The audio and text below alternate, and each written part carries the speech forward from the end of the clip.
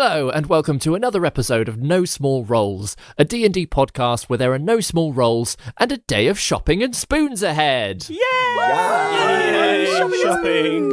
It's a shopping episode. I'm David Knight, your dungeon master, and I'm joined by these cutlery connoisseurs. Say hi, everyone. Hi, everyone! My favourite time of the campaign.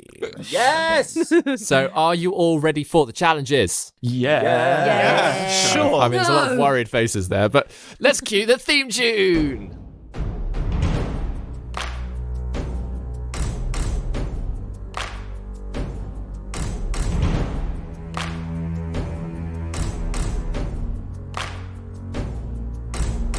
Prepare your party of players and polyhedral dice. Your tragic backstory better be worth the sacrifice. Seize your sheets and D20. Let's play D&D. Your haggard character swaggers with daggers in each hand. You've all discussed what you must, but even better laid plans. Take a turn when checks are missed. Roll initiative. Brandish your blades. Don't fail your saves. No risk too great, no choice to roll. This is your story. No guts, no glory. Confront your fate with every roll. Every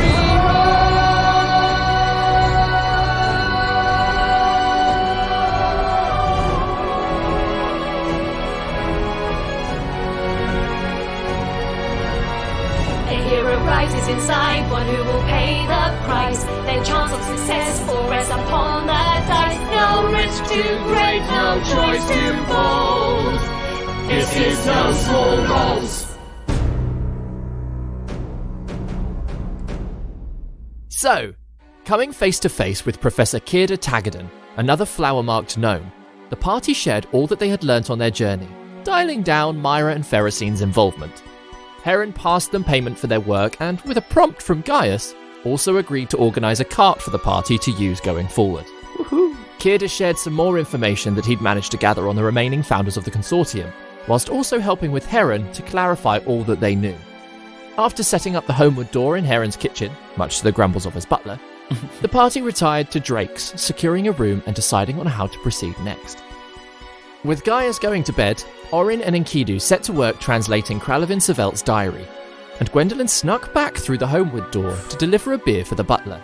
Juna excitedly contacted Ginger about Kierda, only to be met with Ginger's stressed tone that, though it may take a while, she was on her way. Uh-oh. And we're going to pick it up from the next morning. So, Juna's had this sort of stressed message. Enkidu and Orin have carried on translating a little bit. I imagine Orin's just eventually fallen asleep at the table. Nice. And Enkidu sort of just carried on reading for Just carried on, making notes. He's awake, so...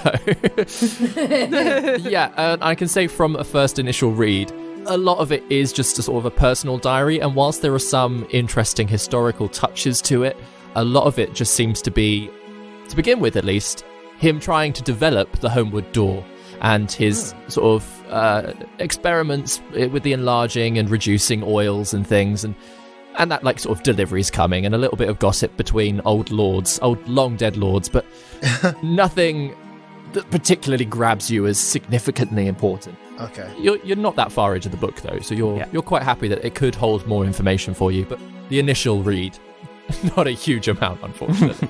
Okay. Orin will make what notes he can about how the door's been researched. Yeah, in exactly. case he can one day maybe make another door. Yeah. But yeah, so by the time everybody has sort of settled down for the night and then woken up the next morning, you all gather downstairs for breakfast. And Edda she seems to have gone to sleep after you all, woken up before you all, and is like out serving breakfast already for a couple of patrons that are already there. She's a golem.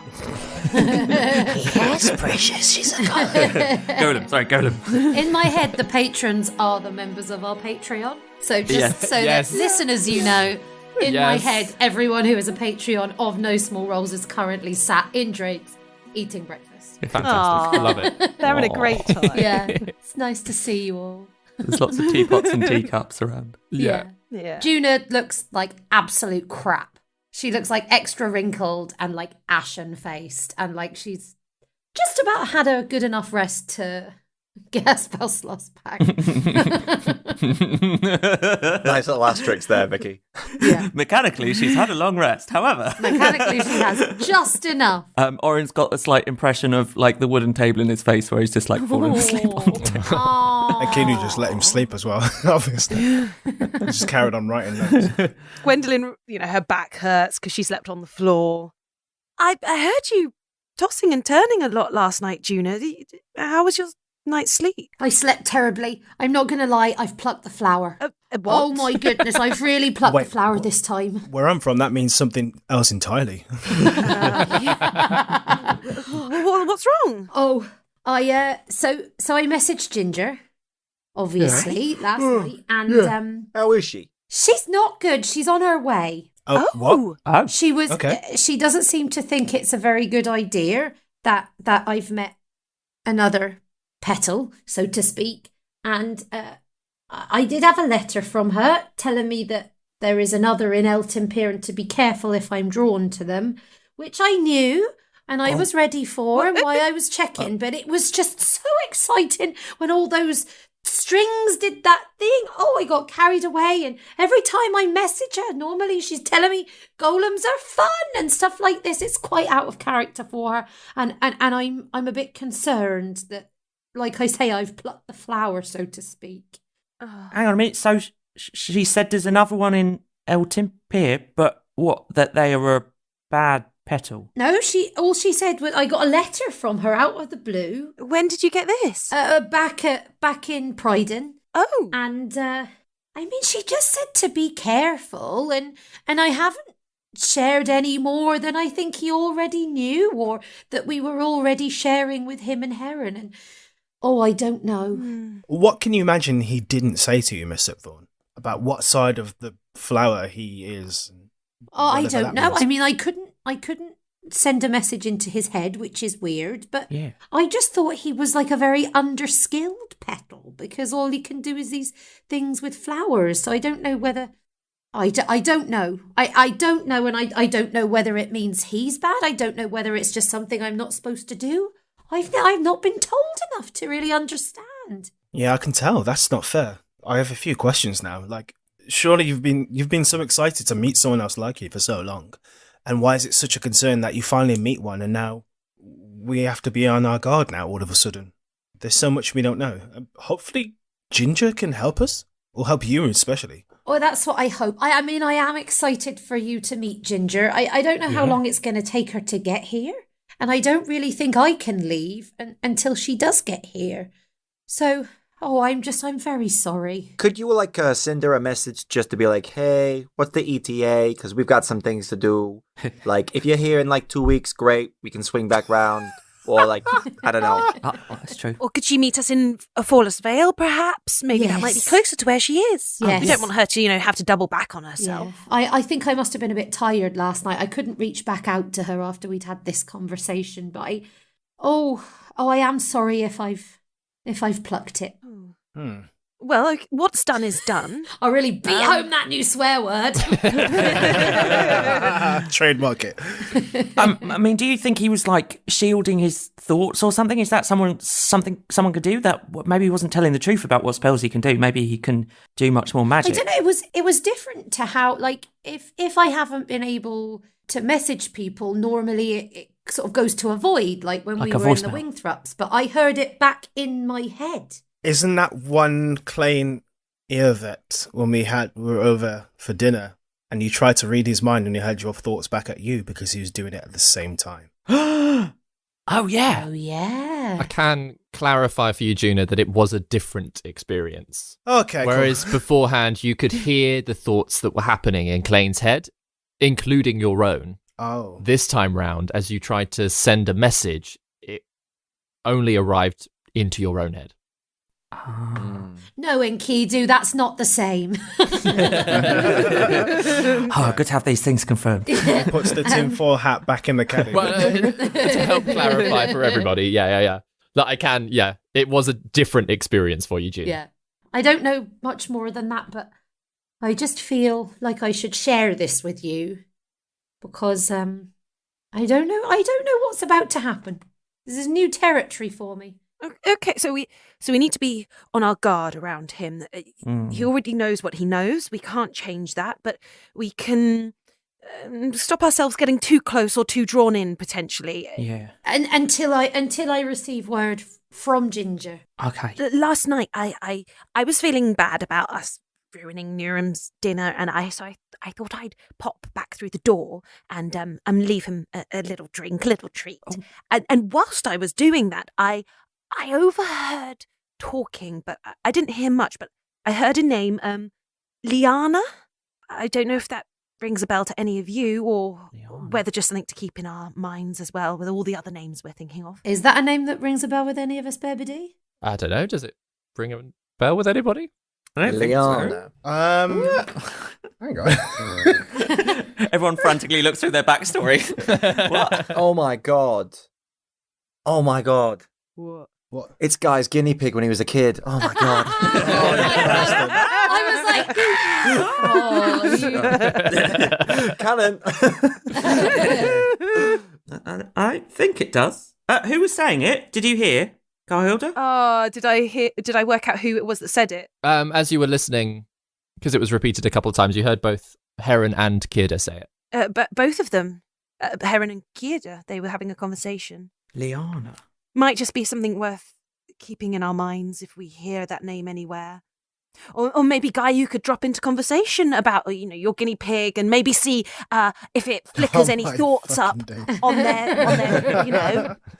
She was such a Maybe. majestic creature for so small. Oh. I always wanted a guinea pig. I only had a hamster, though. Oh. Though she was little, she was fierce. Oh. Shakespeare Jeez. quoted. I had a squirrel for a bit, but anyway. Oh, you'll find out we all had tiny little rodent pets. Can any of us roll to jog our memories? No, I'll say it like, yeah, it's not a relevant name to anybody's personal backstory. I was like, oh my god, this is going to mean something to one of us and we don't realise. No, yeah, Cool. that's sort of to save you the role. It's not a... Liana is a fairly spread name, so you might have each come across a Liana at some point, but not to any significance. Maybe, yeah, if there's a way that we can casually drop it into conversation, but we should just be casual with this Kirda. He kind of danced around when I asked her how long they'd known each other. Didn't really give me a straight answer on that, I suppose, thinking back. Yeah. I mean, Ginger might just be concerned because we can't be in the same place. I have no idea what the concern is for, but I can ask her. Like Alfie's chemicals shouldn't be in the same place. Yeah, some of them shouldn't. Yeah, that's true. Absolutely. Oh, I must try that potion at some point. Yeah, I was going to ask to borrow his book, but maybe I won't now. If we think he might be a bit dodgy. I don't know. Oh, I mean, we could still try and get what we need. Wait, just give me a second. And Juna just sort of shuts down for a second, and yeah, she'll send a message to Ginger saying, "Morning. Sorry about last night. Should we trust him or what? Please." Yeah, that's right. Juna's tone can come through on a message on a sending as well. Yeah. And yeah, again, there's a sort of, you feel Ginger's presence kind of approach through your mind. And it almost sounds like she is absolutely huffing it. Like she is on a mission to get to you. But she's like, I don't know, Juna. I just think it just could be dangerous. It might not be. I'm just gonna keep walking. Okay. Did she say how long she's going to be? No. Oh. She could barely even talk because she's rushing here so fast. She just said it could be dangerous. And she's not really sure. No, guys, she's not on a treadmill. Just running in place. Is Ginger capable of I don't know, some kind of magical transportation, some kind of teleport circle to a familiar town or something?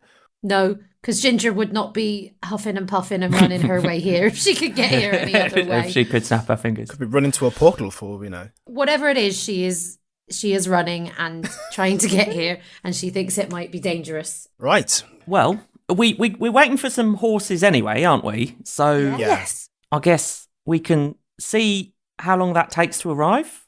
We got some stuff to accomplish anyway, so Yeah. I imagine we're going to be here for a day, and if she's not here by the end of today, maybe drop her a little line. What do you think? Sounds like a good idea. Yeah. Good idea. Do we want? Oh, I was probably going to ask the same thing that you were, Guy. What do we want to start with? Oh, yeah. Spoons or shopping? Oh, Or catapult. yeah. Both. Spoons. Both is good. Well, Spoons. Oh, you meant spoons as in the general The concept thing, rather of than the spoons. actual one challenge. It is confusing, isn't it, that there's a task called spoons and you're trying to win spoons. Yeah. Not the drinking establishment, the other place. Oh, yeah, we did walk past that pub called Spoons, didn't we, a few minutes before we got here? Here we go. There we go. Finally. To the catapult. The catapult seems exciting. Yeah. I wonder, Enkidu, you might have the skills to deal, but let's go find out. Yes. Yeah. Yeah, sure. To the catapult. Catapult. Oh look, a the catapult. Unlocked fast travel. Yeah. Anyway, so you all step out of the city, having been told by the guard that the catapult is outside in the field of flowers. Oh, I'm being stupid. I thought it was outside the pub, not outside the I thought it was outside the pub in the too. street. Okay. Yeah. I was like, oh, it's outside the pub. No, so as you In the beer garden. as you sort of make your way out of the city, you realise that, and you hadn't really noticed on the way in because of the way that, like, it was getting dark and all the rest of it, and you were just sort of keen to get to speak to Heron and the professor. But as you step out, the flowers that you'd all planted have absolutely blossomed and bloomed across this rolling field ahead of you. And it would have been sort of a beautiful sight had it not been for this catapult set up in the middle of it. That, as you watch, are just flinging like sort of small like Hessian sacks into the air with a small group of people like trying to shoot them out of the sky with a longbow. And almost everybody, even as you approach, sort of take the 10-minute walk toward this activity. Everybody seems to be missing. So the small crowd that is there, and like sort of the travelers that are coming into the city and stopping to watch this weird little game, they keep going like,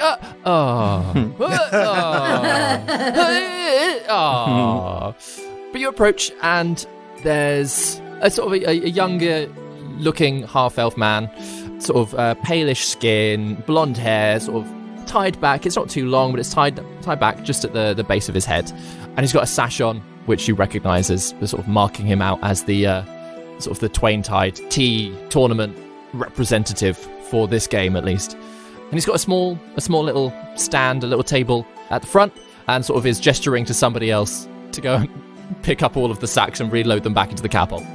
There's a little queue that quickly clears as you approach, sort of each trying their hand at this catapult game, and eventually you reach the front and step forward. Hello. Hey, Are you contestants, or are you just passers-by wanting a game? Contestants. contestants, yeah. Yeah. Oh, fantastic. We're the Abracalads. Oh, nice. You've got your paperwork there, please. With a Z.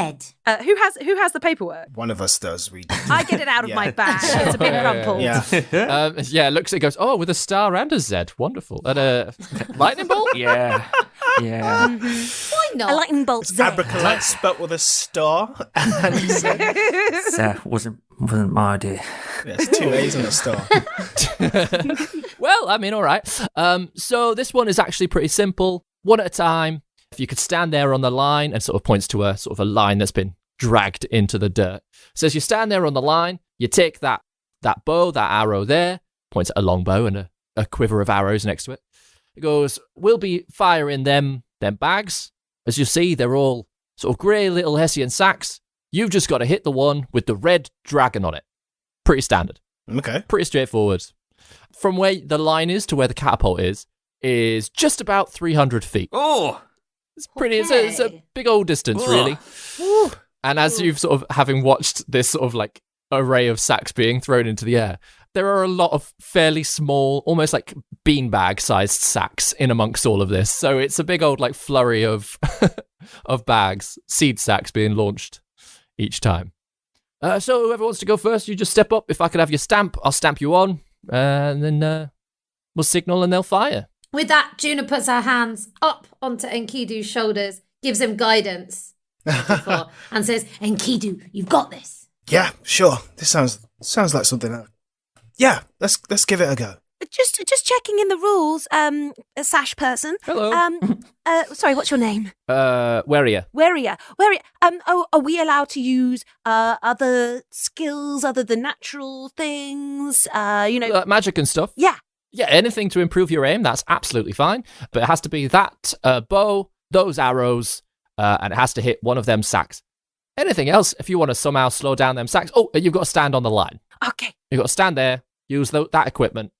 Other than that, if you want anything to improve your aim, go for it. And can your teammates help improve your aim? Yeah, if you want to offer each other like little boosts and that, but it's just one shot each. Okay, thank you. Gwendolyn takes out her fairy fire wand and nods to Enkidu. Enkidu nods back.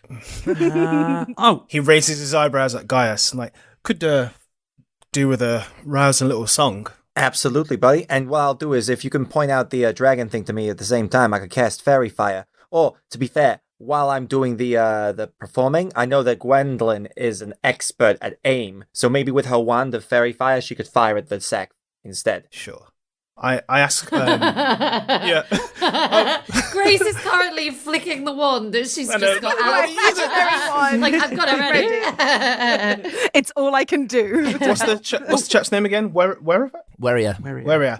Can I have a look at the bow? Let's just have a look at what I'm working with. Like I say, anything any magic you want to cast on it, that's absolutely fine. But obviously, try not to break it for others. Oh, of course not. Akili will pick it up and start whispering whatever he needs to kind of like form a pact with it. Okay. How long does that take? How long does that take? It takes an hour. I hate it. Can we just wear Weria down with like really annoying questions for an hour? Never mind. Juna it's fine. clicks her knuckles and is like, "So, Weria, tell me about yourself." Get the twain tied out. After about 5 minutes, he'll probably give up and be like, I'm just going to shoot it normally, so it'll take fucking forever.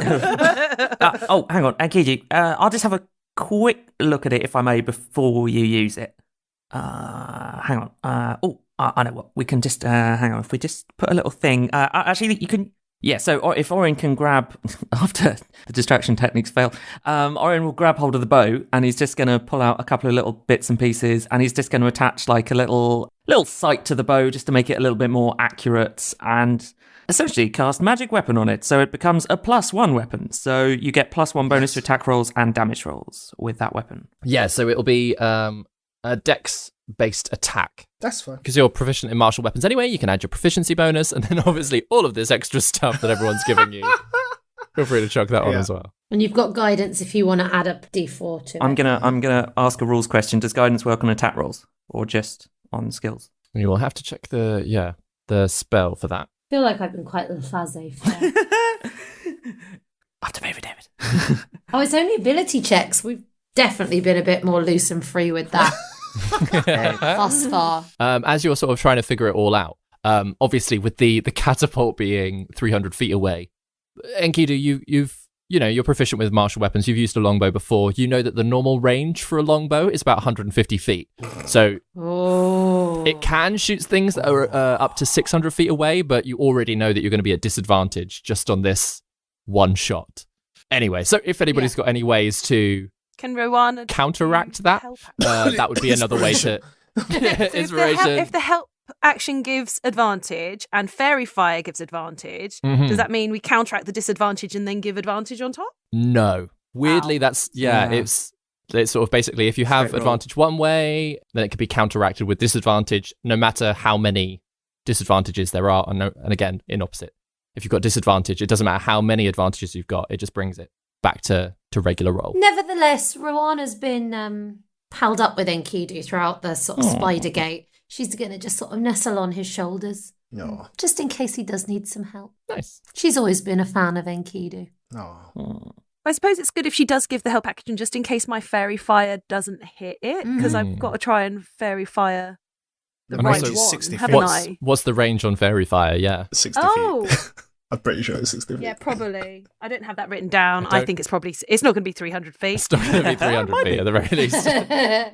Gwendolyn has been trying to do maths for a long time in her head, and then she puts her fairy fire wand back in her pocket and 60 feet. Question.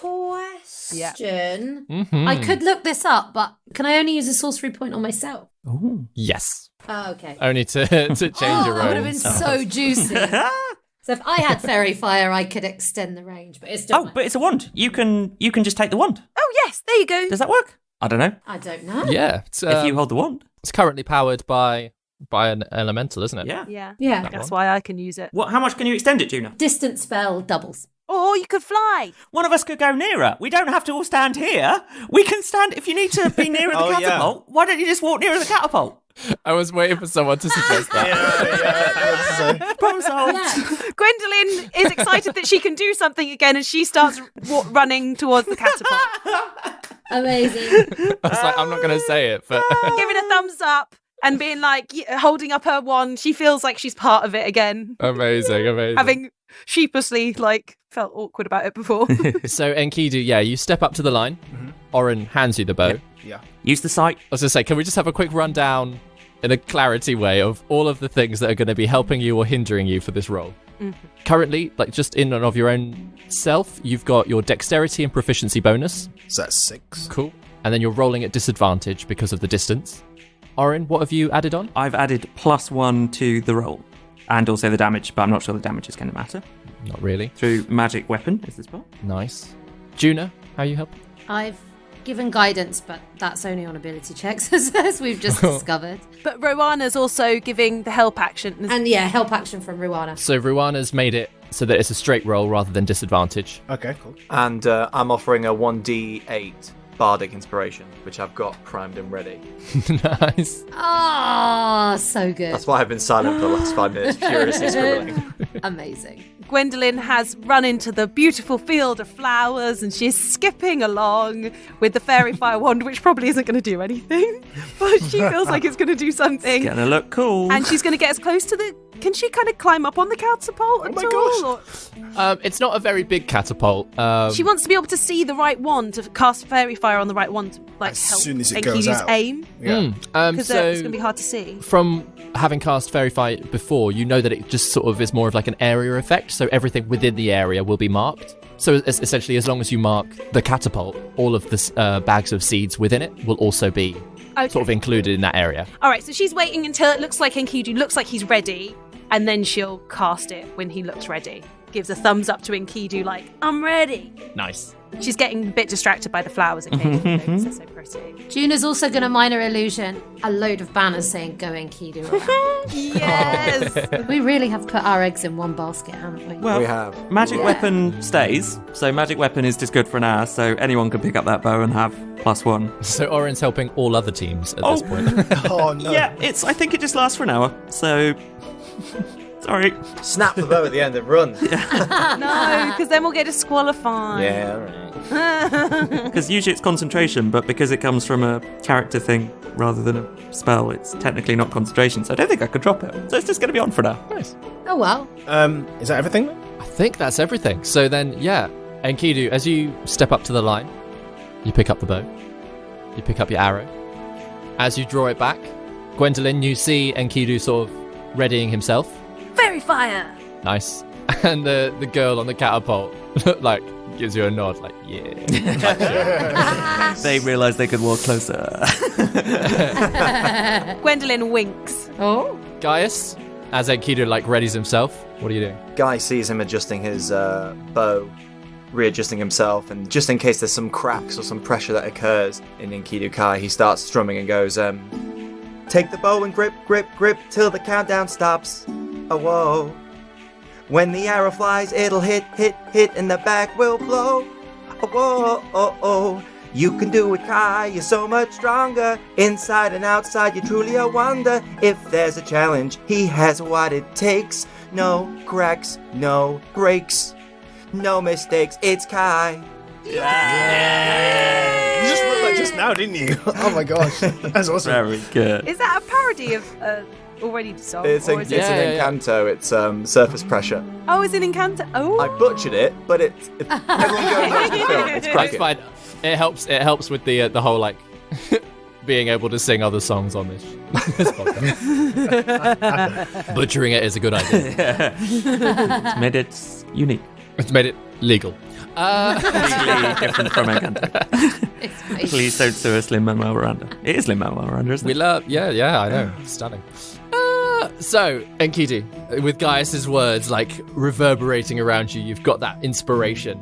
The girl at the catapult slams her foot down on a lever, and the entire thing flings up into the air, catapulting probably like 30 bags of seeds.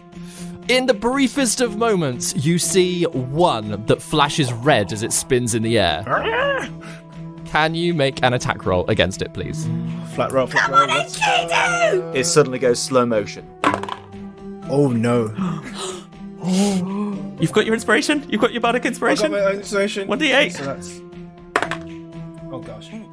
Okay. 21. 21? Yeah. 21. So, David just put his head in his hands, everyone. oh no. Oh no. you fire this arrow, and it is on target until the last second. Where with this bag just spinning in the air, just spinning, as it sort of, as the arrow, like, again, it feels like it's slow motion, approaches this bag, it just sort of drops as it spins a little bit, and the arrow sails right over it. That was really close. That was so really close. That was so close, Enkidu! Gwendolyn shouts because she's had the closest view of it. I can't hear what you're saying. You just see her like jumping around. I think and, she's on like, fire. trying to like. Oh, God. Yeah. And the small crowd is there that's like, oh. Oh. Gwendolyn grabs the arrow and starts running back to the crew.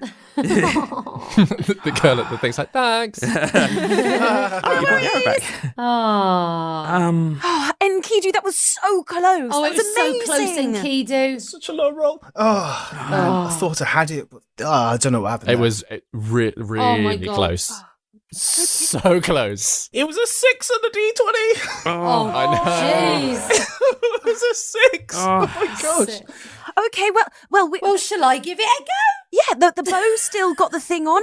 Roanna can give you give you some advantage. I can go back and do the fairy fire again. Give me 5 fairy minutes. fires. Are we allowed to try The again? fairy Oh, yeah. fire is probably still Okay, going. there you which go. is good. Still Gwendolyn going. starts running before she realizes that, Yeah. and then just kind of because she's run out, she just like goes and hangs out with the catapult girl. Yeah. And as you get there, she's like, do you know what? It makes it much easier to find them in the flowers. Thanks. Picking them all up, sort of putting them back. And she helps her out whilst everyone else gets ready. She's hanging out with the catapult girl. So, Juna, are you giving it a go? All right. Okay. I'm just going to give it a Give it a go, go. she says, like fumbling with the massive long bow that Oh she's my gosh. trying to fire. Can Enkidu's help action be drawing the bow for her? Because it's going to be bigger than she is. So, Shaking off. She sort of like stands astride it with her hands on the front and like pushes her back against the backstring with the arrow over her shoulder, Oh my God. like inside it. Yeah? Shall I go? Hang on. Guy just starts trumming and just like rocks out and says, "Go on, Juna, you can do it. Go on, Juna, don't screw it." Yeah. Thanks, Guy! So, Juna, as you prepare to roll, you don't have proficiency No. in longbows, so I it's do just your dexterity. Yeah. It's a straight roll because of the fairy fire and the help action from Enkidu. Oh, thank you, Enkidu. It's got an extra +1, and you've got a D8 from Gaius as well. Okay. I'm going to laugh so much if Enkidu didn't get it and Juna Come on. does. Come on, Juna. Come on, Juna. Same. Come on, Come Juna. on! I'm going to roll the D8 just to be safe. yes. Hang on, let me add it all up again. The tension. 21 again. God. Oh God! So again, these bags go flying into the air. Like Enkidu points at the red one, being like, "It's that one." We were just Really helpful. And Juna, again, your arrow is sailing towards it, but this time it just sort of spins the other way and it just veers off. Oh, I overcompensated, Enkidu. No, I probably pulled too hard. No, it's my fault. Gwendolyn comes running back with the arrow. How many times are we allowed to attempt this? Once each, I'm assuming. Once each. Perhaps. I mean, I'm happy to have a go, but I feel like I'm going to be worse at it than you, Tuna. Can a bow count as a monk weapon? No. No. Alas. If I was to, why not? I'll take the shot. Can you inspire yourself? Oh, I think it's a certain bards can, certain can't they? Oh, really? Or at certain levels. Oh, eloquence bards can inspire themselves. Other than you, so it's not me. I feel like at some certain levels you get to do it, don't you, or something? Or is that just some bards can? Not my college, I think. Unless I'm lying to myself. If I was to do it, what do I roll with? Do I roll with So it's dexterity. Yeah. If you're proficient in longbows or martial weapons, then it's also your proficiency as well. Which is +3. You've got a +1 to that anyway because of magic weapon. Okay. It'd be a straight roll. Otherwise, because if you can't inspire yourself. Yeah, so it'll be +5 then with which is good. It's good. Yeah, that's really good. Good attempt. So okay. I'll go for it then. So a guile. Gwendolyn's going to run back to the catapult girl and ask her if she can pull the lever this time. do you think I could maybe have a go? Because I'm being so helpful. Yeah, go for it. Yay! She sort of sets out the way, points at the point that you're supposed to be kicking. Yes! And it's like a big stomp pad ready and waiting. Oh, she's going to love this. Okay, Guy will pick up the bow upside down until someone tells him correctly. Yeah, that looks good. Yep. Okay, does this look right, guys? Oh no, hang on, other way up.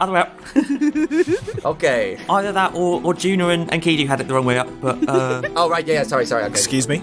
Sorry, okay, I've got the bow right this time. I'll put the arrow on. Yeah, but draw it across your chest, yeah? Just don't have your hands touch your chest because you want it to brush past you. You got this, all right? Okay, let's do this. All right, let's go. And Juna's put Rowana on his shoulders to help. Gwendolyn stomps the catapult. And then, all the bags go flying into the air. +5, here we go. come on. Uh-oh. Oh no. Don't. 12 +5, guys. 12 +5. 12 plus 5. Oh, no. Total of 17. So you do manage to hit one of the other bags, but as it lands, it doesn't have a red dragon on it. You got a bag? I think my friends might need some help. I'm gonna go. Thanks for letting me kick the thing, though. She runs off. That's okay. Good luck. She takes the arrow back again. Guy will throw Carhilda the bow. Do you mind, everyone, if I have a go? Go for it. Of course, go. Okay. I mean, otherwise we're relying on me, and I just don't know if that's a good idea. So I've got the +1 from the weapon. I've got my own dexterity. And do I have any? Carhilda, just Bardic? when you feel ready, just remember, let it go, let it go, let it soar through the wind and sky. 1d8. We're really challenging the Disney lawyers today, aren't we? She whips her ponytail, her braided ponytail around and says, "The wind never bothered me anyway." Yes! Yes. And she fires as it's all released. Maths. 28. Whoa! Yes! 28. Wow. Whoa. So that's amazing. I rolled a 16 and then I rolled an 8 on my D8. And then 3 for my dex and 1 for the magical weapon. That's right, isn't it? Yeah, fantastic. Yeah. So you take a breath, concentrate on the things, and then as they sort of again fly into the air, it's very slow motion for you. Just everything is very calm, and you release the arrow, and it sails through past a couple of the other sacks, and just hits one, and it falls down. You're not entirely sure straight away whether or not it's red until the girl, the catapult girl, runs over, picks it up, and waves it around like, "Way! Yay! Nice! Yay, Carhilda! Oh, wow, fantastic job. Nice shooting, kid.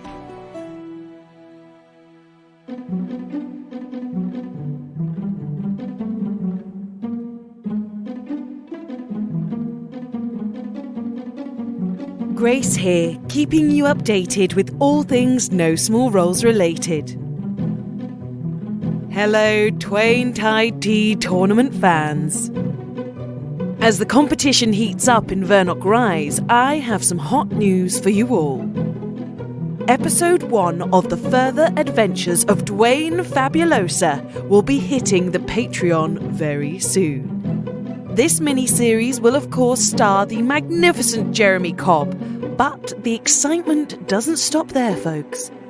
Jasper William Cartwright of Three Black Halflings will also be joining the adventure.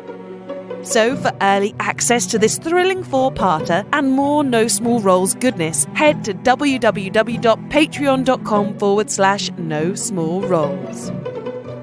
In theatre news, I'm delighted to share that I will be returning to the dragtastic parody show Moulin Rouge at the Vaults Waterloo.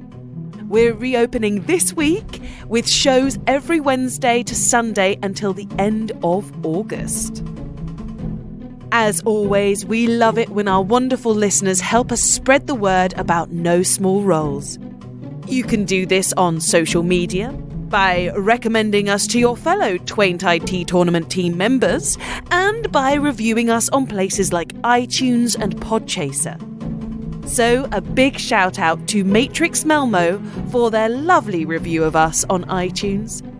Thank you for sharing your enjoyment of the show. That's all from me for now. Let's get you back to Vernock Rise.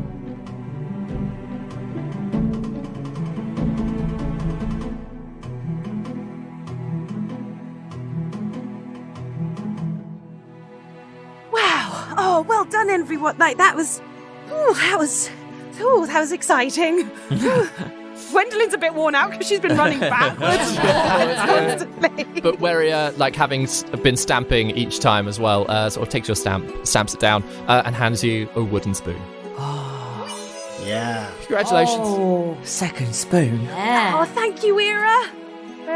Person with the sash. Weria, but yeah. Weria. Thank you, Weria. Oh my goodness. Thanks, Catapult Girl. And there's a small round of applause from everybody that's sort of watching as you watch the next team excitedly sort of step forward to take over. Oh wow. Look at that. Well done. Gwendolyn has hugged every single member of the party and even hugged Enkidu and then awkwardly walked back and then given him a little chummy punch in the shoulder. Yeah. And Enkidu rubs his shoulder absently. Yeah. Yeah, we did it. Orin, is there any way you can undo that spell effect thing on your... Hang on. This might do it. Orin will pull out the Dispel Magic wand and tap it on the bow. Amazing. And you see the next team having sort of stepped forward and pick it up quite eagerly and quickly, have drawn it back just as you cast the spell, and they're like, oh, sort of turn around, shoot you a look. And you're like, all right. Put it back down to reconsider their options. I think Orin just does it from a distance because I think the wand works up to 120 feet, so it's like, there we go. As the glue holding the little magnifying glass on it just falls off. Fixed. Amazing. But you all make your way back to the city. Quite happy that you've received one spoon, at least, from the two in the town. Are you heading straight back to Drake's? Are you going to use this opportunity to do a little bit of shopping, or...? Should we... I'm quite keen to pop into Drake's and have a go at the other spoon challenge, but... yeah, me too. We're on a roll. Yeah, we're on a roll. Okay. I've burnt all my bardic inspiration, but... Okay. Fair enough. Or do we want to be on a roll tomorrow? Well... Or do you want to rest? Lunch nap? Lunch nap. We don't know how long we're going to be here. Let's do it. If we don't get it, it's just a spoon. Yeah. It's not just a spoon. It's just a way to kill time, really. No, it's a very important task. Gwendolyn pats Orin on the shoulder. Oh, absolutely. Enkidu narrows his eyes. Juna gives him a wink. I feel like everyone's got Enkidu narrows his eyes, Juna gives a wink. Default abracalad reaction. Yeah. Reactions. Yeah. Yeah, if we were all computer if you were all characters. emojis. Yeah. Yeah. Ooh, that's a good question. It's a fun game. It's a very, very fun. Also, so's D&D. Sorry for distracting. So, you arrive then back at Drake's, and it's a little bit quieter. It's not quite lunchtime yet. It's sort of late morning, sort of having taken a stroll out of the city, a stroll back in. And yeah, Edda's there, sees you approach, What does she sound like again? Oh, She was a bit- James Acaster. Edda. She Yeah. sounded like James Acaster. Yeah. Now I can't do a James Acaster voice. Give me a second. Kind of like a little bit. No. Started bacon, had a meltdown, bon appetit. I think Edda's Yeah. accent is Well, one of that's those it. like one that wanders. James Acaster. Yeah. Kind of like that. I don't know. She's actually been replaced by a sovereign model, and she now sounds completely different. whose vocal module is on the fritz. She's missing one tattoo. Oh my gosh. Yeah, but as you walk, she's like, oh, all right, you want to do the next task then, is it? Or you just want to drink? Next task, I think. Carhilda's got a wooden spoon. Look. Yeah. Oh, congratulations. Gwendolyn waves it around. All right, well, whoever wants to go first, follow me upstairs. Everybody else, if you just take a seat down here. Oh, we can't go in together. Not for this one. Oh. Okay. I think Juna just looks at Orin. I mean, I'm quite tempted to try. Or do you want one of us to Oh, go scout in it and out. find out how scout Yeah. out give you like information Yeah. Yeah. so that you're prepared? Okay. That's a very good idea. Ah, sounds like a plan. What about like your fellow Wingthrop or something? Yeah. Guy? I.e. Guy. Good plan. Yeah? Just volunteering Guy. So who's going in first? Me? Maybe, if you want. Only if you don't mind. To scout it out, get the lay of the land. You can take my goose. Well, no, okay. Oren, why don't you go first? Because you got a very good mind for working out how best to manipulate the system and stuff. So, and I feel like, we all had to go with the catapult, and I think it'd be cool if you had to go with this one. You never know, you could walk out of there with a spoon. Ah. I mean, if you want to see if you can do it first time round, Orin, without the. Yeah. And then we have multiple other goes afterwards, even if you don't get it. So yeah, nothing to lose. What would you prefer, Orin? Yeah, okay, I'll give it a go. Okay. Atta boy. Okay. All right. Yeah, if you follow me upstairs then. Okay. Good luck. Thanks. I can't give him guidance because Enkidu hasn't used his, right? In case. I think you can give me I guidance. think it's you can give it, but then Enkidu's will disappear. Cool. Then I'm Enkidu's gonna will I'm gonna hold Orin by the hand and say, Orin, I believe in you. Thank you. Thank you. Amazing. Is anybody else handing Orin any other help before he goes? Can he go in with Ruana? Yeah, if you want to. Do you want to take Ruana? Sure. I'll hold her on. Yeah. Do I need to hold her or can she walk? She can walk, but she's like, in my head, she's like, because she's a micro owlbear, she's like the size of a micro pig. Nice. I'll pick her up. So she's sort of snuffly. I'll pick her up. I'll put her down when I get in. I'll bring Aggie too, just in case. Amazing. So Orin heads upstairs with guidance, a micro owlbear, and a goose. It's like the start of a joke. But Edda leads you upstairs into one of the bedrooms, basically.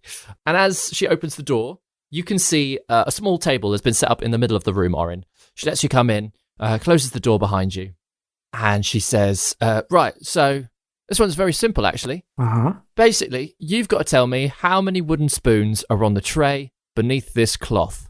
She gestures to the table. I'm going to take the cloth off. You will have 3 seconds to count, and then I'm going to put the cloth back on. If anyone could do this, it's Orin. Okay. All right. So you're just going to lift the cloth off. Orin is Yep, stumbling for time.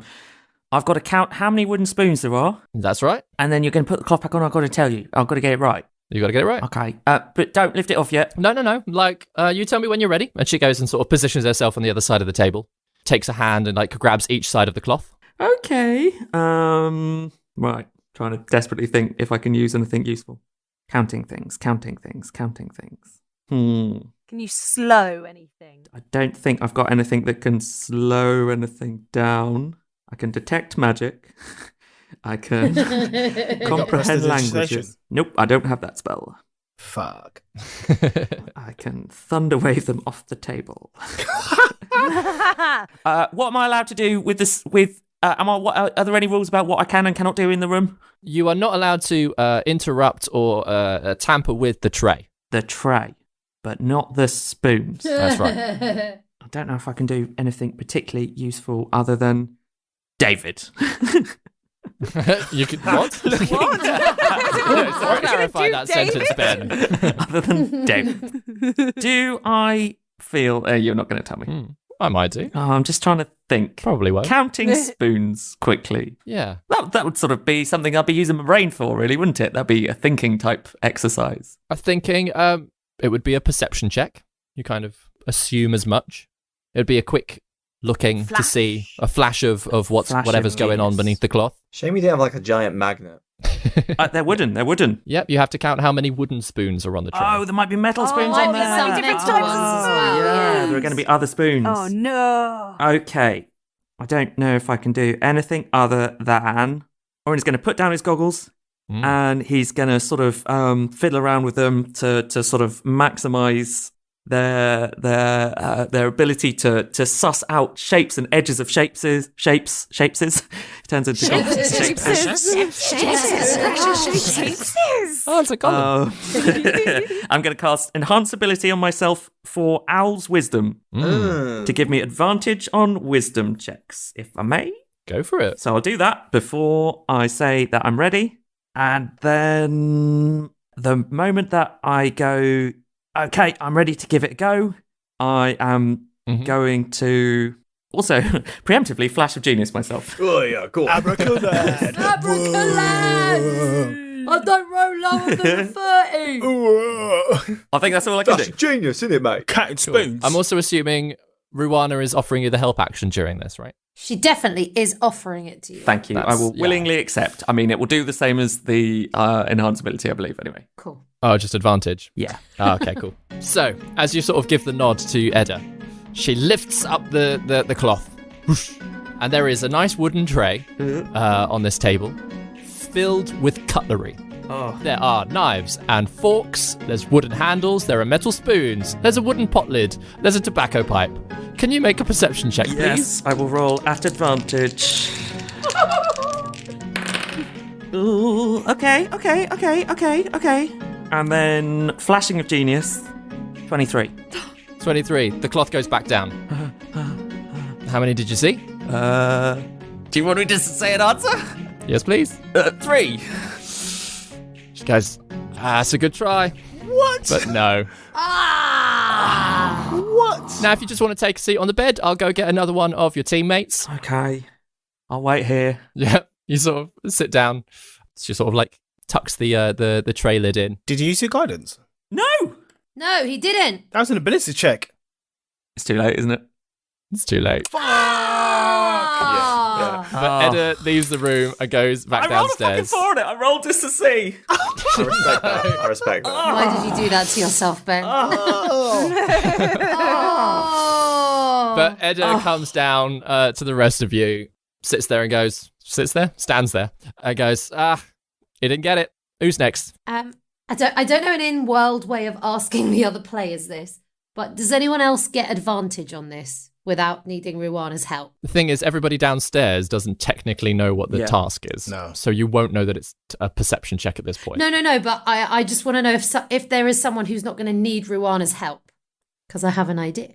Oh, okay. Not without cheating. You can communicate with Ruana, right? No, that's true, yeah. No, it's not something I need to ask Ruana. What I want to do is when someone else looks, for Ruana to look and me see through her eyes. So essentially I get 2 looks. Yeah. But I don't want to... I thought you were going to do that with Orin. No, I didn't... it was too late by the time I realised that he was getting advantage anyway. Cool. So someone else should go before you, just so you can do that in case. But she can help and give someone advantage. But if you, like Orin, if you already have something that's going to give you advantage, I will use Ruana to look again. Nope. I mean, I don't have anything that'll help me, but to be honest, I don't know what the task is, but I'm happy to do it without help and be a less useful go. But a useful go in a different way. I mean, I'm not going to be particularly good at it. Neither am I, but I'll take any help I can get. Yeah, same. Well, then, in that case, let's have Ruana help us all. Then it's even. But I don't mind not having help, so then you do what you want to do, Juna. Let's give it a go then. Go on, Kahilda. We'll try it a different way. Oh, wait. I've got an idea as well. So if you don't get it, I want to try an idea. Nice. Whenever I see whatever the task is. So Edda comes back down and Gwen, sort of you stand up and follow her upstairs. Which is when I start looking through Ruana's eyes. Through Ruana's eyes. And yeah, during the brief time that Edda has been out of the room, Orin, what have you been up to? Yeah, she's not in the room. She's not in the room. Okay. Wait, where did she leave? I will go over towards the spoons. I will have a look around. Is there anything odd about the table, about the spoons, anything? I'm not lifting up the cloth. At the moment, they're still covered in the cloth, and she has tucked it in a way, essentially, that if you were to move it, she would know, unless it was tucked back in that same way. In exactly the same way. Okay. I'm not going to do... I don't think... Am I going to look at them now? I don't think I'm going to look at them now. Mm-hmm. For the moment, I'm going to cast Detect Magic with my goggles of magical detection and just have a look around the room and just check if there's anything magical going on in this room that I need to know about. No, there isn't. Ruana gives off a little ping, and Aggie does as well, like sort of the usual suspects, but there doesn't seem to be anything additionally magic in the room. It's not like there's invisible spoons or anything like that.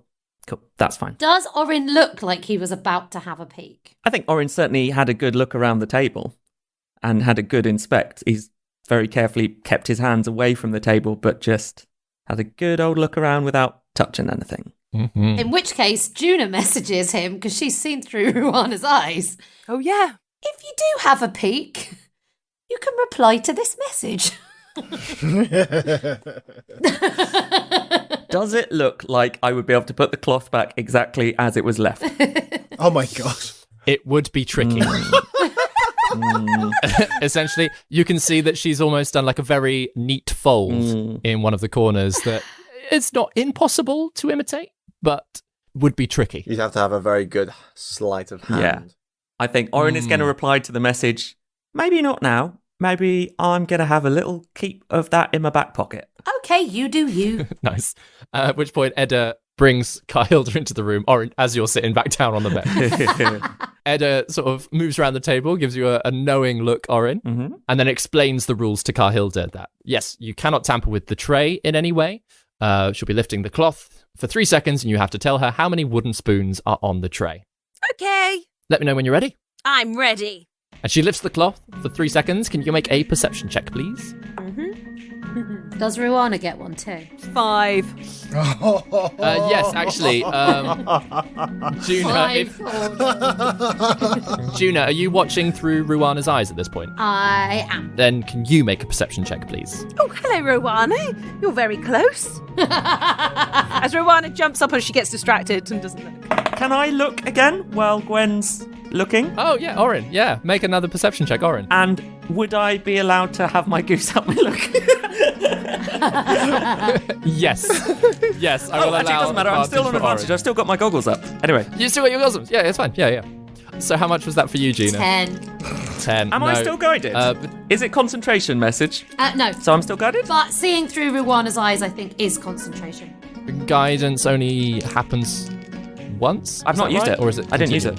Oh, you didn't use it last time, of course. But if looking through the eyes is concentration, then I can't. Yeah, it'll break concentration. Yep, cool. No worries. But I'm still at advantage. Juna assumed that you used it. Okay, I don't think that worked. So I'm not going to worry about that. Yeah, 15. Cool.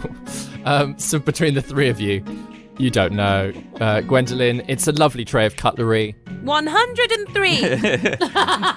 What? 103? She shakes her head. She goes, good try.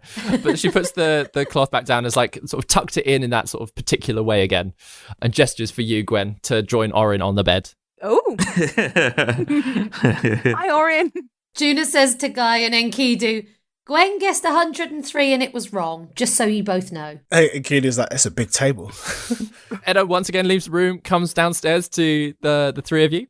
Obviously, I'm assuming, Juna, at this point, you've explained to Gaius and Enkidu what the task is, what the challenge is. Absolutely, yeah. Like, she's described as best she can what Ruana's seen. Including the fact that Orin was tempted to look under the cloth. Nice.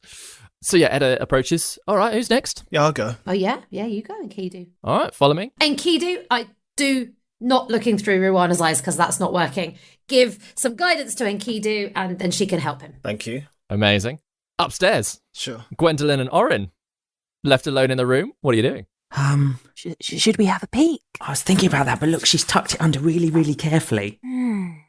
I'll have a little look, see if I... can I kind of investigate it, see if I think it's something I'd be able to do? I'm not touching it, but I'm looking real close. Yeah, sort of like sussing it out, totally. Yeah, I'm like good with like I had to wear lots of layers when I was wearing my fancy clothes. 12. 12. You kind of do recognize that, like, in some posher establishments, essentially, that they might tuck tablecloths around like this just to, like, make it neater and tidier. You're not entirely sure. You can imagine, like, in your head, you can sort of imagine undoing the first couple of folds, but you're not sure how much you could replicate it yourself. Oh, no, it looks pretty tricky. I think we'd need quite a bit of time to be able to, Yeah. back, maybe stall her somehow. Well, that's all I could think is that, like, can I use Aggie somehow to stall her, or one of us could go out or come in? But I'm reluctant to do it if we think we can get away with it some other way. But if a bit of a last resort. Maybe, second to last or something. Yeah. Juna would be really good at... She always made mine. Oh, did she? What? You had someone who made your bed for you? Yeah. What? Why can't you make your own bed? I love this conversation. It was, she'd pick up my stuff and tidy my bed and clean my clothes and give me clean clothes. And did nobody do that for you? No. Oh. What? Maybe Juna will make your bed. We can ask nicely. I'm not sure why I want someone to make my bed for me. Oh my God. Like, put clean sheets on it and make it nice. At this point, Edda opens the door. Can I quickly ask a quick question? Did we hear the rules to do with tampering with the tray before she was taking people up, or is it only people in the room that have heard those rules? It's only people in the room she Okay. saw the two. But having witnessed that through Ruana's eyes, I'm assuming now that everybody is on, Okay. that you've shared that with them. In that case, I'm going to message. Oh, it might be too late now, but I'm still going to message to them both. Is tampering with the cloth tampering with the tray, technically?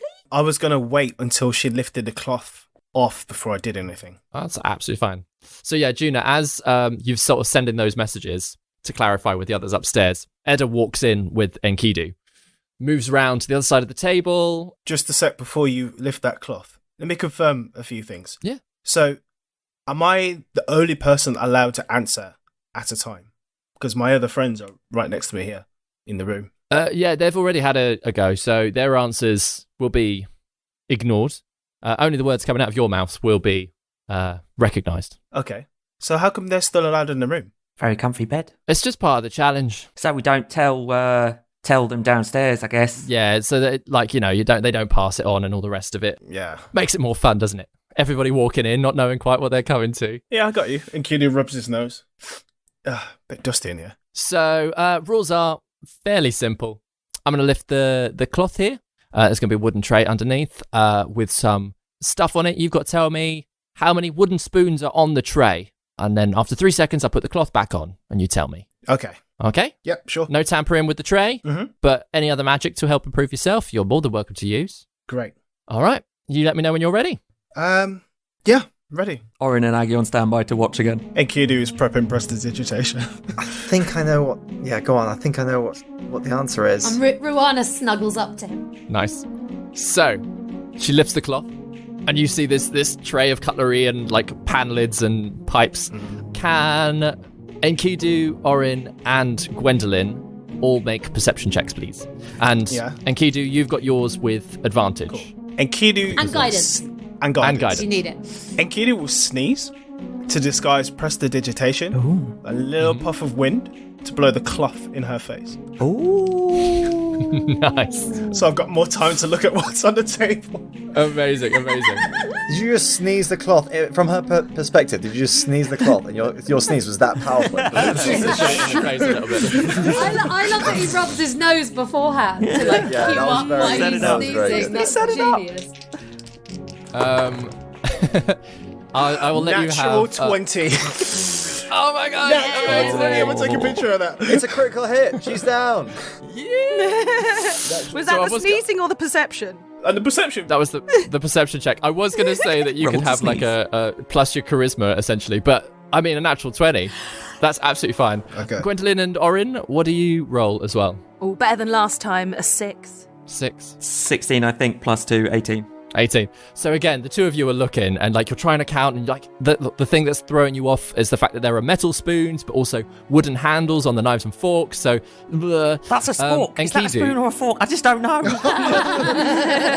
And Kidu, as you sort of sneeze, prestidigitate this gust, and like it just gives you that extra second. Yeah. As you're looking at this tray, there aren't any wooden spoons on this tray. You just do a very quick scan across the whole thing. You're like, that's a fork, that's a knife, that's a metal spoon. There's no wooden spoons on this tray.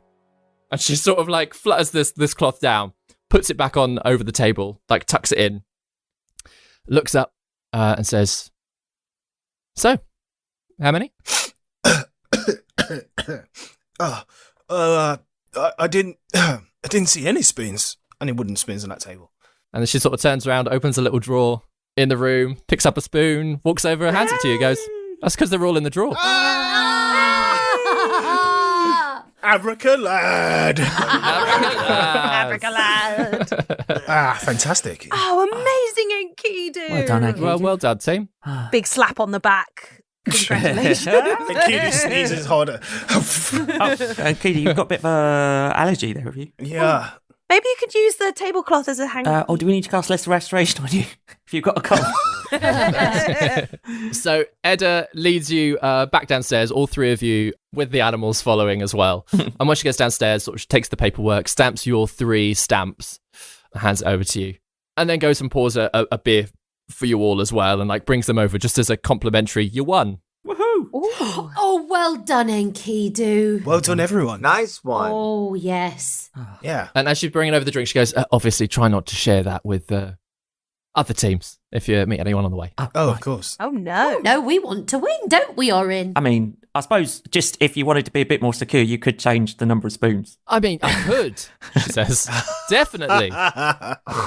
But, well done. Well done. Oh, I'm sorry. Is this your pub? Is this your challenge? She tell you how to do your job? For someone who got it wrong, you're very, very cocky, Orin. Okay. No, that one was sort of metal, but it looked a bit wooden. I don't know. And those sporks. No.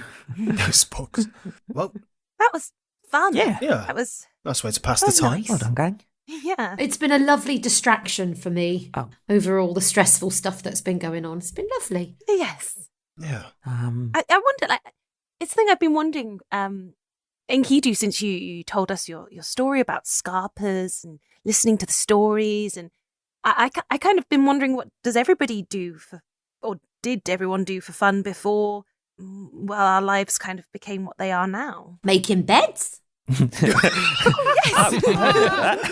Oh my God. I was telling, Orin's never had anybody make his bed for him before, do you know? Have you not? Would you like me to make your bed for you, Orin? I mean, I don't really have a bed, so... One day. Yeah. With fresh, Okay. crisp sheets. I mean, I don't really know why you need to make my bed for me, Juna. It's fun. She's good at it. It's what you call a win-win situation. Right, okay. You don't need to do it, and I get to do it. Okay. It's a strange feeling, I understand. Having your bed made is one of those really strange feelings, because you know that someone's been in this space that you slept in, left it perfectly fine, neat and tidy. You had nothing to do with it, but you can't be sure that your room was the way you left it. It's really strange. Okay, but then this is like if someone comes in and starts moving my tools around and like... Yeah, exactly. That's not good. No, it's not. But then you'd take that precaution beforehand, wouldn't you? What, lock them up? Yeah, I mean, like, when I was training in the palace, I'd put all my spell books and all my weapons in a corner or on a chest or something. And I'd, like, this is the thing. I'd make my own bed myself. But every time I came back to my room, the bed was completely different. Oh. No matter how well I thought I did it, someone always went in, cleaned the room, made the bed. Who was it? It's surprisingly unsettling. Did they do it better, though? Yeah, of course they did it better. This is what made me feel so anxious about it in the first place. It made me feel really self-conscious. 5 years of never being able to make your own bed properly. Well, do you know what? This is news to... I didn't realise there were people who didn't didn't like other people making their own bed. I'm learning all sorts of stuff at my ripe old age. Oh, it's just the fact I took pride in making sure my room was clean and tidy, but then someone went in and did it anyway. It's really weird. Is that making things clean and tidy what you do for fun, think you do? No, it's just that, the space that you spend a lot of time in kind of reflects your state of mind.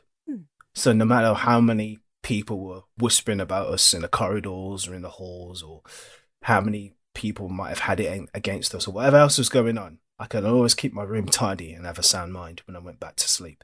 That sounds fantastic.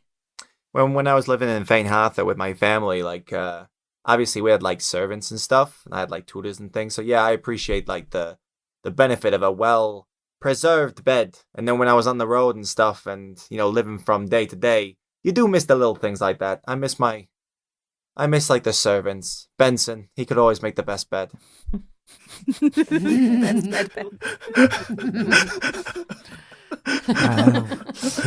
Benson sponsored by. Benson. I mean, and Kidu, were there like servants around where you grew up as well then? No, not where you grew up, but like when you were at the palace, at the palace, servants. I suppose. So. Yeah.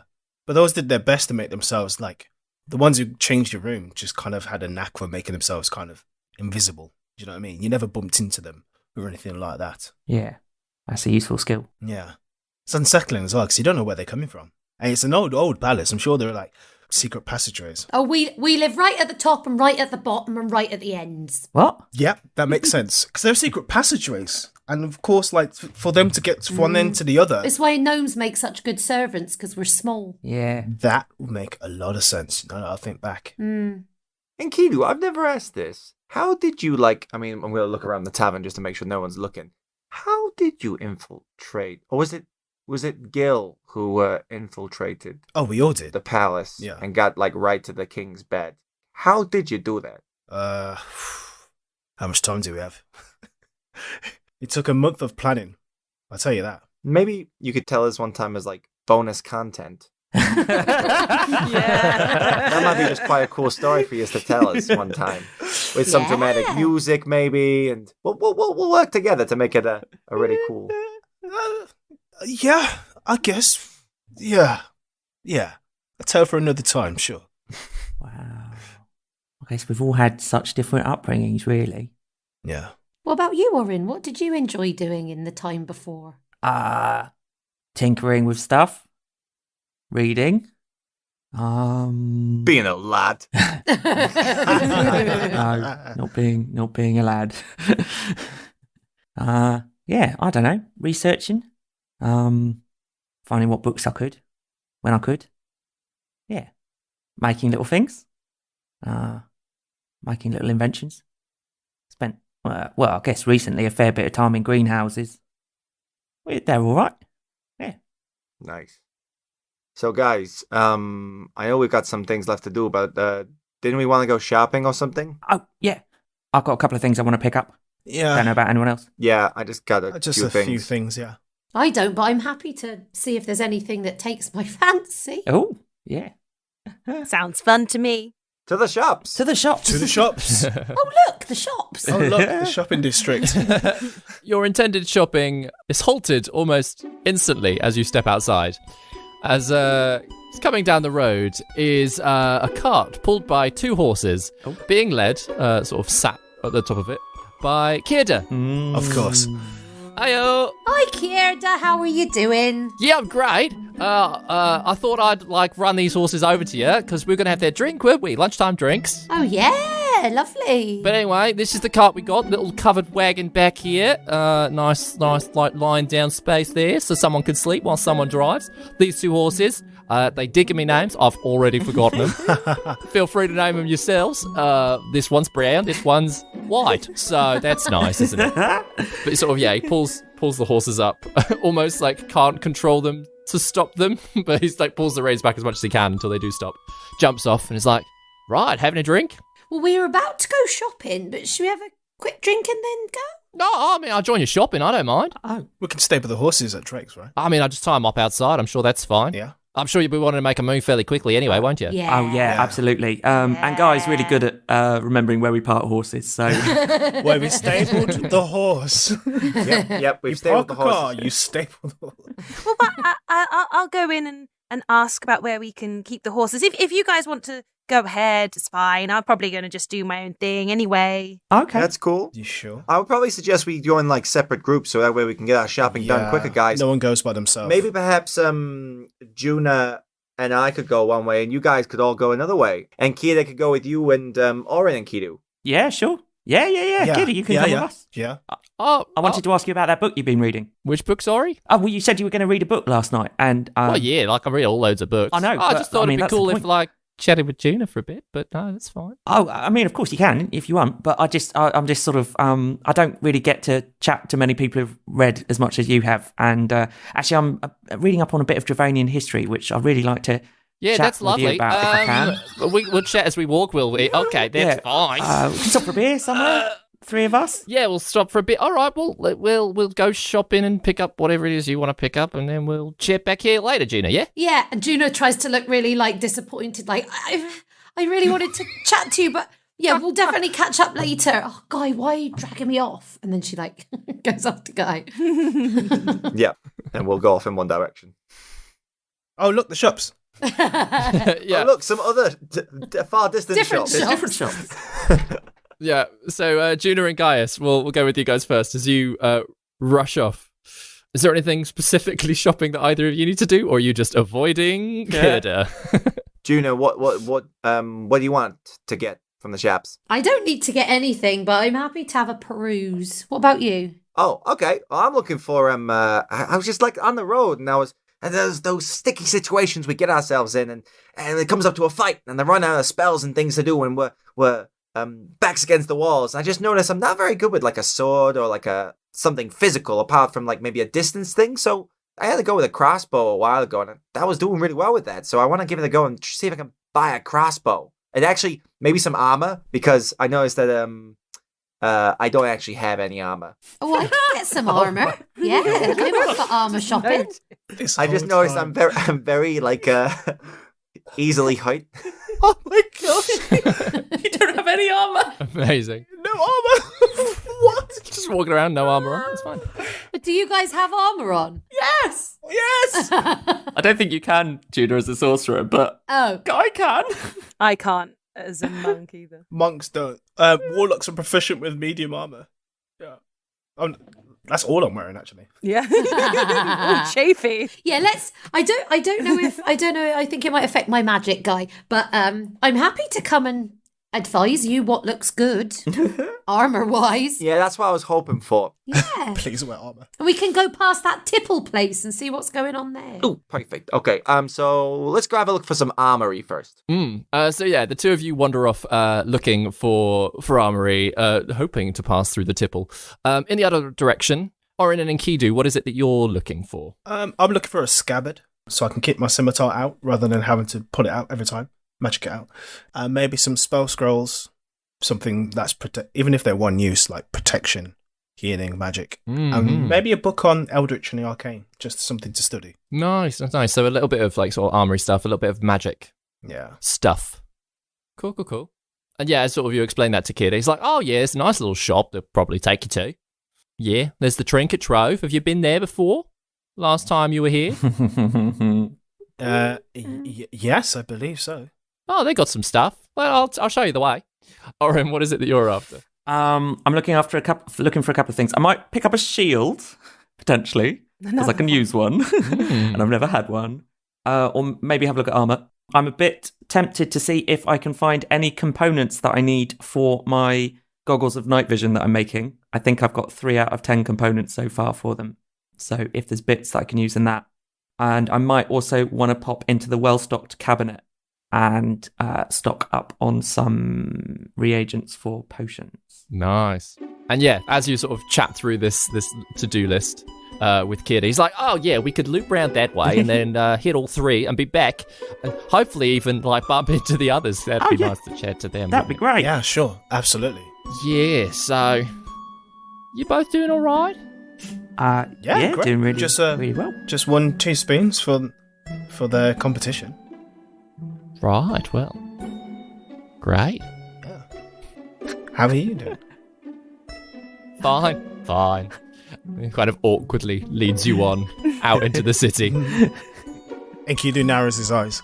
And that's where we'll end the episode. Oh dear. I don't trust him now. Nope. I don't trust him.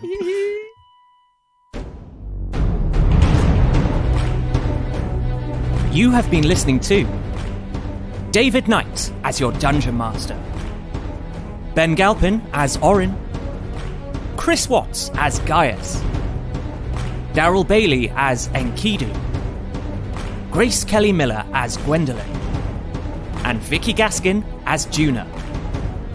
Original music by David Knight. Please tell your friends, subscribe, and follow us on all the social media. Thank you for listening to